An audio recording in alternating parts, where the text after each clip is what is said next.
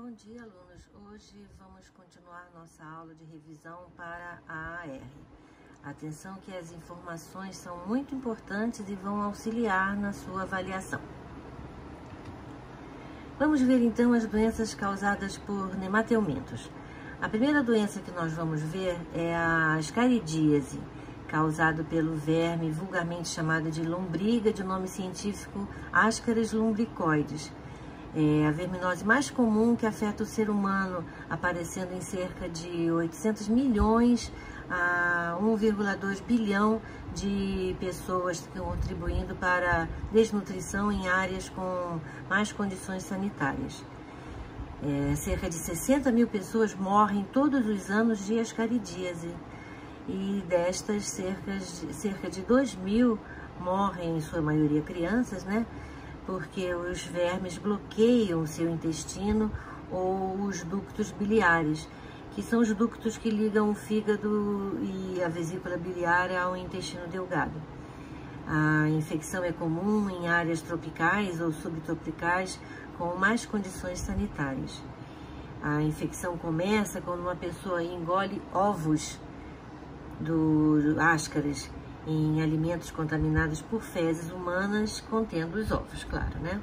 Os ovinhos são muito resistentes e podem sobreviver na terra durante anos. Uma vez ingeridos, os ovos de Ascaris maturam e liberam as larvas dentro do intestino. Cada larva migra através da parede do intestino delgado e é conduzida pela corrente sanguínea ou pela corrente linfática até os pulmões. Depois de estarem no interior dos pulmões, as larvas passam para os alvéolos pulmonares, deslocando-se para o aparelho respiratório, vão assim para a garganta e aí são deglutidas. As larvas maturam no intestino delgado, onde permanecem como vermes adultos, e esse processo leva de 2 a 3 meses.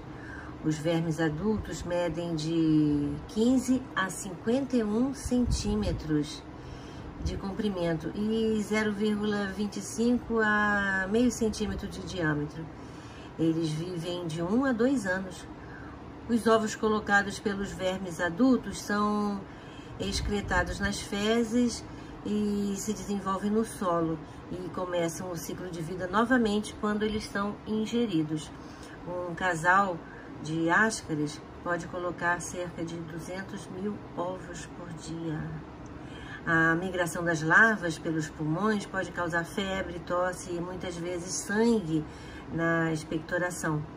A presença de um grande número de vermes pode provocar cólicas e, por vezes, também obstrução intestinal.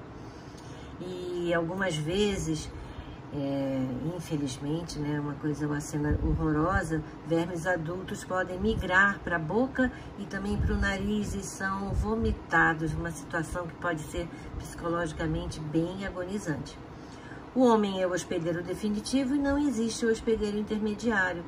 E as medidas profiláticas são lavar bem as mãos, cozinhar os alimentos e não defecar ao ar livre, construindo então instalações sanitárias.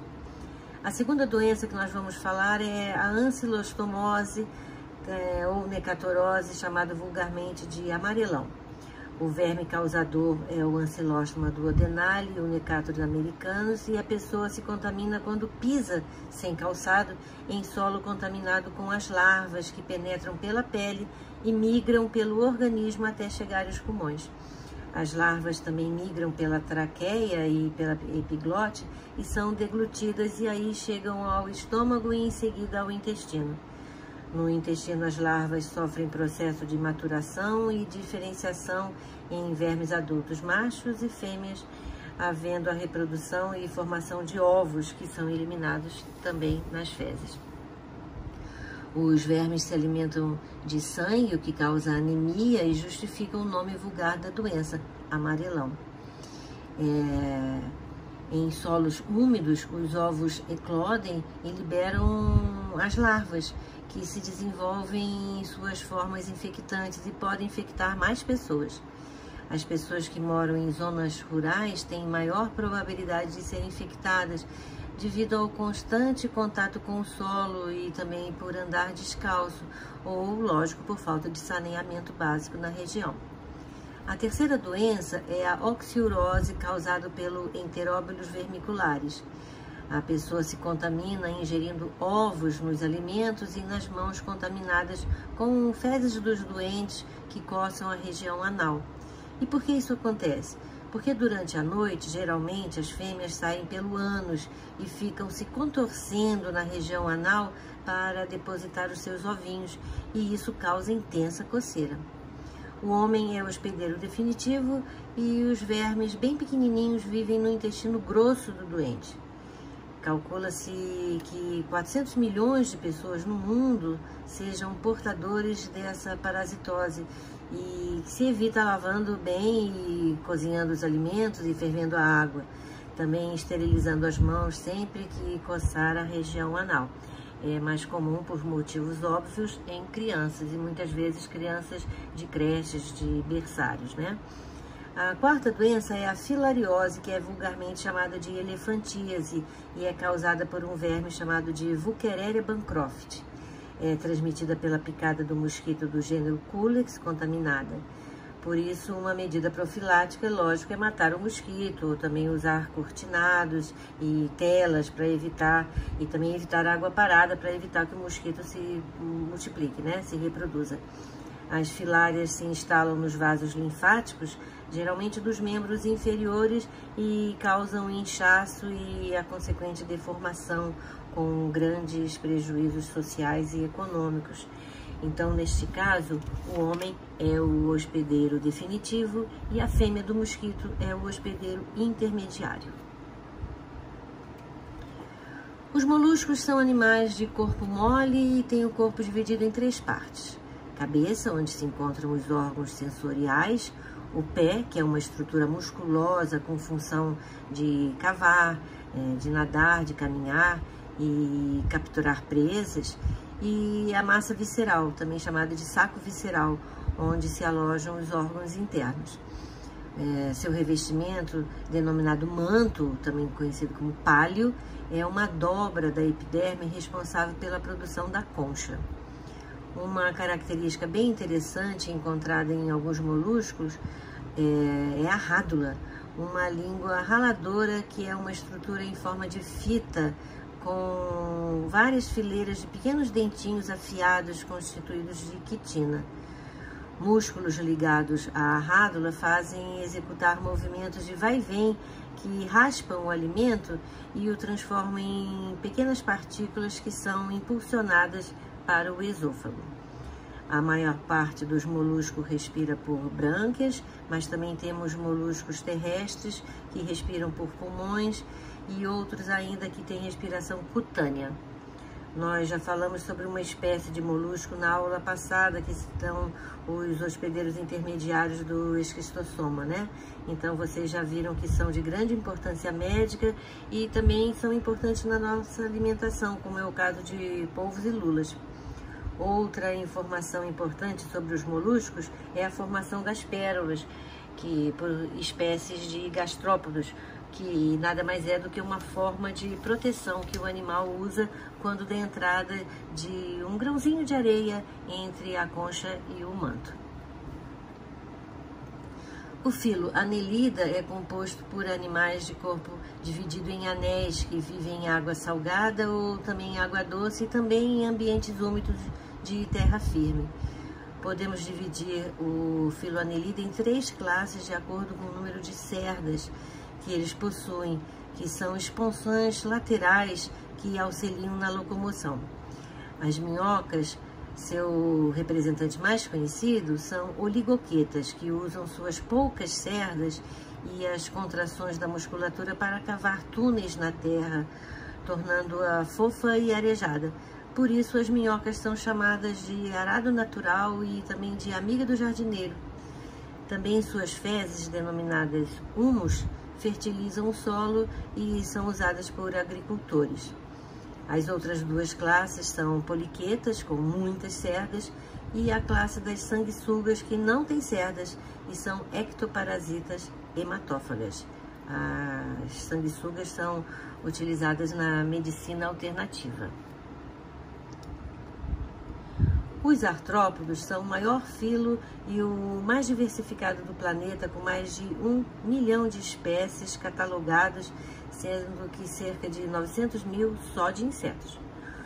O sucesso da estratégia artrópodo é atribuído principalmente ao esqueleto externo, o exoesqueleto de quitina, que protege o animal como uma armadura articulada contra a perda d'água e também contra ataque de outros animais. Além disso, o exoesqueleto fornece pontos de apoio firmes para a ação dos músculos, tornando a movimentação muito eficiente. Outros motivos de sucesso, sobretudo dos insetos, foram a respiração aérea e a capacidade de voar, que permitiram explorar e colonizar praticamente todos os ambientes da terra firme. O nome artrópodo se refere aos apêndices articulados, que são as patas, as antenas e as peças bucais, por exemplo. Aqui nesse slide, podemos observar um fenômeno muito interessante que ocorre nos artrópodos, é a muda ou equidise, que é a troca do exoesqueleto para que o animal possa crescer. Esse fenômeno acontece periodicamente e pode ocorrer várias vezes ao longo da vida do animal.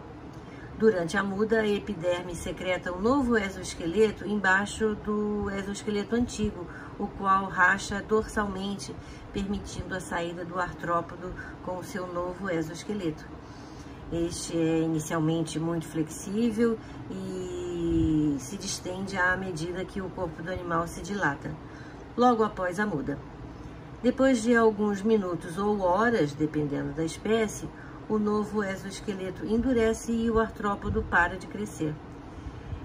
Outra fase de crescimento somente será possível após uma nova muda. Esse cladograma representa os cordados. Cordados são animais que apresentam, pelo menos em uma fase de vida, as 4 características básicas: tubo nervoso dorsal, isso é, tubo nervoso no dorso do animal, notocorda, fendas faringianas e cauda pós-anal. Os representantes mais conhecidos são os peixes, os anfíbios, os répteis, as aves e nós, os mamíferos. As diversas características foram surgindo ao longo dos milhões de anos de evolução. Por exemplo, neste cladograma, analisamos a presença de notocorda, presente em todos os animais em destaque. A mandíbula, que surgiu possibilitando maior abertura da boca pelo animal, o que permitiu que ele comesse alimentos maiores e, consequentemente, aumentasse também o seu tamanho. O coração com 3 cavidades presentes nos anfíbios e répteis. Os peixes possuem coração com 2 cavidades somente. Aí surgiu o ovo amniótico, que também é chamado de ovo com casca, também ovo terrestre, e que contribuiu para a conquista total do ambiente terrestre pelos répteis. Sobre o ovo amniótico falaremos mais adiante, ok? E, por fim, a endotermia, que é uma característica exclusiva de aves e mamíferos. E o que é endotermia? É a característica de manter a temperatura do corpo constante, não importando as variações da temperatura do ambiente. Essa manutenção da temperatura ocorre graças ao próprio metabolismo do animal, que gasta parte da sua alimentação para isso. Aí, podemos concluir que, se compararmos 2 animais do mesmo porte, quando um é ectotérmico e o outro é endotérmico, o segundo deve comer muito mais do que o primeiro, isso é, um endotérmico tem que comer muito mais do que um ectotérmico. Há tempo, animais ectotérmicos são animais que retiram fonte externa, retiram de fontes externas a sua fonte de calor, como por exemplo o sol. Esses animais se aquecem ao sol para poder exercer as suas atividades. São denominados animais de sangue frio e são os peixes, os anfíbios e também os répteis. A endotermia permitiu às aves e aos mamíferos a conquista dos mais diversos ambientes no planeta, porque para eles não importa a temperatura do ambiente, porque a temperatura corporal estará sempre constante. Vamos agora analisar e comparar os dois tipos de peixes, cartilaginosos e ósseos. Vamos analisar os seguintes aspectos: brânquias, nadadeiras caudal, opérculo, válvula espiral e bexiga natatória. Bem, lógico que os peixes condrictes têm o esqueleto cartilaginoso e os peixes osteíctes têm o esqueleto ósseo. As brânquias dos peixes cartilaginosos são em fendas e as dos peixes ósseos são em forma de arco. Os peixes cartilaginosos não têm opérculo, que está presente nos peixes ósseos. O opérculo é uma peça óssea localizada nos lados da cabeça, antes das guelras, e cobre as fendas branquiais e assim as protege. As nadadeiras dos peixes são estruturas importantes para a natação e também para o equilíbrio. Eles têm nadadeiras de vários tipos de acordo com a localização, dorsal ou ventral, e também a nadadeira caudal, por exemplo. Nos peixes cartilaginosos, a nadadeira caudal é heterocerca, isto é, achatada lateralmente e assimétrica, com a parte superior maior do que a parte inferior. Essa característica é muito importante no deslizamento do peixe na água, porque impulsiona o animal para ter uma velocidade maior de natação. Nos peixes ósseos, a nadadeira caudal é homocerca, isto é, ambos os lobos são do mesmo tamanho, fazendo com que a nadadeira seja simétrica. Outra estrutura analisada é a válvula espiralada ou válvula espiral, que tem a função de retardar o trânsito do alimento, dando mais tempo à digestão, além de aumentar a área intestinal de absorção de nutrientes. A porção terminal do intestino forma a cloaca, onde se abrem os condutos dos sistemas reprodutor e também do sistema urinário. A cloaca comunica-se com o exterior pelo ânus e se abre perto da cauda.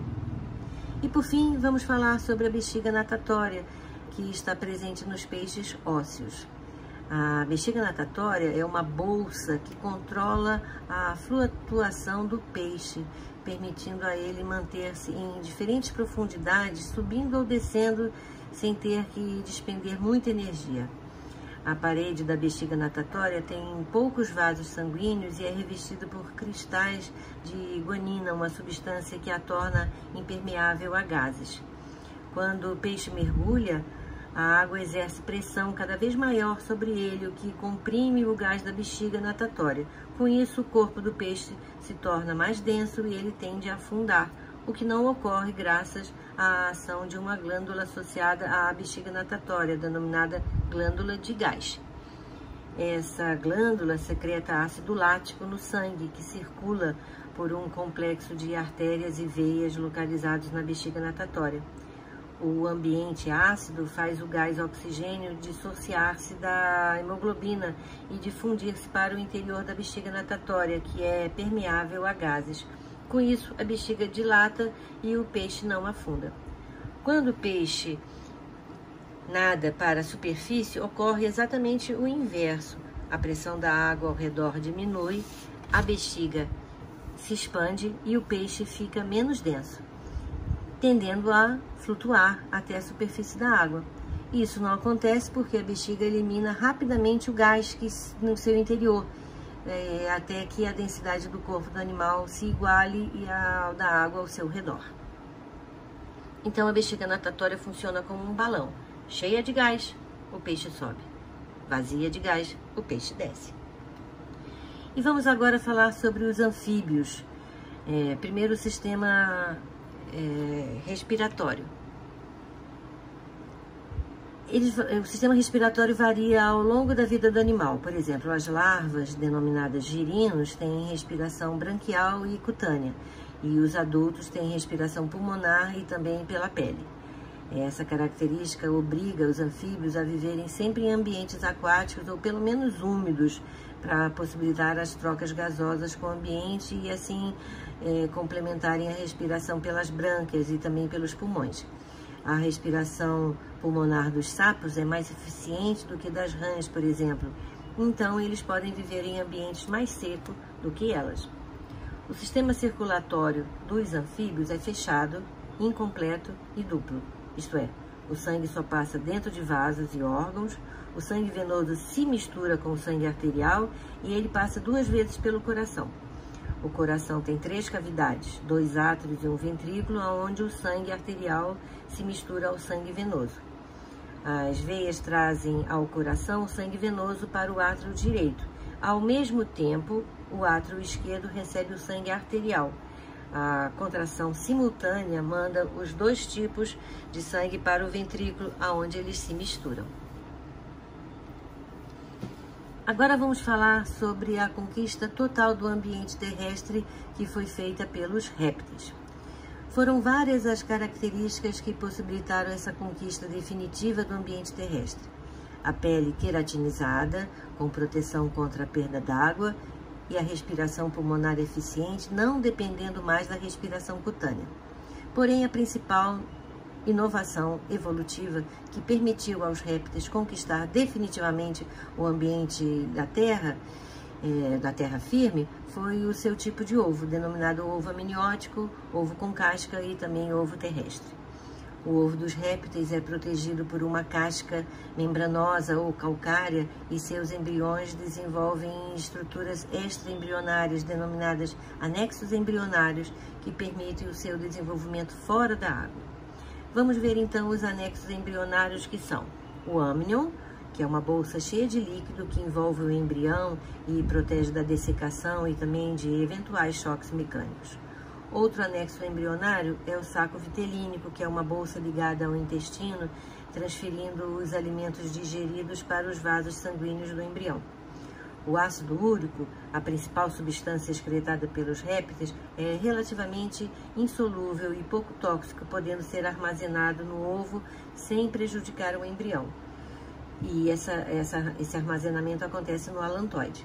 O embrião e todos os anexos embrionários são envolvidos pelo córeo, anexo que fica em contato íntimo com a casca do ovo, possibilitando as trocas de gases respiratórios entre o sangue embrionário e o ar atmosférico.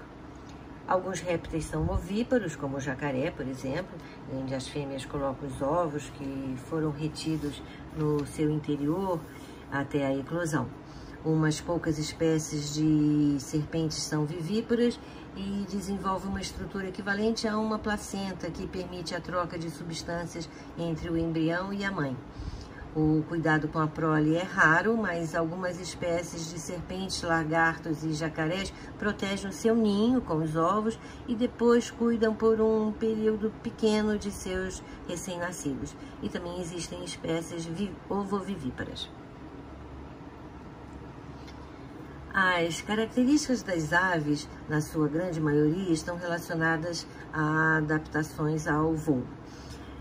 São elas ossos ocos, também chamados de ossos pneumáticos, que são ossos leves, todos perfuradinhos com espaços para que neles se projetem sacos aéreos, que são expansões dos pulmões, que tornam a respiração pulmonar ainda mais eficiente. Os pulmões das aves consistem em finíssimos tubos chamados de parabronquíolos, que se dispõem paralelamente entre si. A parede desses tubos é irrigada por grande quantidade de capilares sanguíneos que possibilitam as trocas gasosas entre o sangue e o ar inalado. As aves fazem 2 ciclos de inspiração e expiração para ventilar os pulmões. Na primeira inspiração, o ar vai diretamente para os sacos aéreos posteriores. Na segunda expiração, esse ar passa para os pulmões e permanece por algum tempo nos parabronquíolos, onde ocorrem as trocas gasosas com o sangue. Na próxima inspiração, o ar que estava nos pulmões passa para os sacos aéreos anteriores, de onde é expelido para o exterior na expiração seguinte. As aves não têm bexiga urinária, assim não acumulam peso extra. a principal substância nitrogenada excretada pelas aves é o ácido úrico, que é removido do sangue pelos rins e conduzido à cloaca pelos ureteres. Na cloaca, a maior parte da água contida na urina é reabsorvida e o ácido úrico altamente concentrado adquire uma cor esbranquiçada e uma consistência pastosa e é eliminado juntamente com as fezes, como também acontece com os répteis. A quilha é uma projeção no osso externo que funciona como uma faca que corta o ar, facilitando o voo. São as aves carenadas que possuem a carena. Certamente vocês já brincaram com o ossinho da sorte das galinhas, né? Pois bem, isso é a carena. Aves que não têm carena são chamadas de aves ratitas e têm o osso externo batido, como o nosso, dos mamíferos, por exemplo. São aves que não voam. As aves também não têm dentes, o que também contribui para a diminuição do peso. Por isso, têm o bico adaptado a conseguir e manipular o alimento. Essa foi uma das características que o Charles Darwin observou quando fez a sua famosa viagem às Ilhas Galápagos, as diferenças entre os bicos das aves, e essa observação contribuiu para formular sua teoria da evolução. E por fim, as penas, que recobrem todo o corpo da ave com as funções de dimorfismo sexual, isto é, diferenças entre fêmeas e machos, atração sexual, aquecimento corporal, possibilitando a endotermia e, por fim, contribuindo para o voo. A forma aerodinâmica das asas das aves, onde se tem uma área curva na parte de cima e reta na parte de baixo, possibilita então o alçar do voo e também o planar, tipo um voo que economiza energia. A endotermia é uma característica muito importante, exclusiva de aves e mamíferos. Com a manutenção da temperatura constante, as aves e os mamíferos dominaram o planeta Terra, além de outras características, é lógico.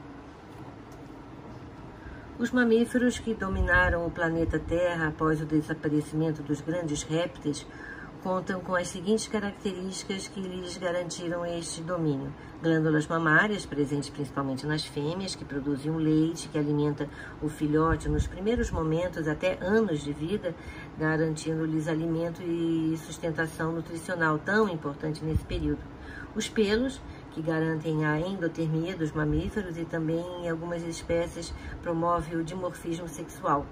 A respiração terrestre está em todos os mamíferos, até nos mamíferos aquáticos, como golfinhos e baleias. A respiração pulmonar eficiente também garante um domínio dos mamíferos no planeta Terra. Os mamíferos podem ser divididos em 3 subclasses: os monotremados, como o ornitorrinco, que é ovíparo e é um animal característico da Austrália; os marsupiais, como o canguru, que tem um marsúpio, onde o filhotinho se instala por alguns meses para completar seu desenvolvimento; e, por fim, os placentários, como nós, que desenvolvem um órgão especial durante a gestação, que é a placenta, para alimentar o seu embrião. Bem, alunos, essa foi nossa segunda e última aula de revisão para a R. Eu espero que vocês tenham aproveitado bastante e possam rever essas aulas e estudarem bastante para fazer uma boa prova, tá bom? Então, até a próxima!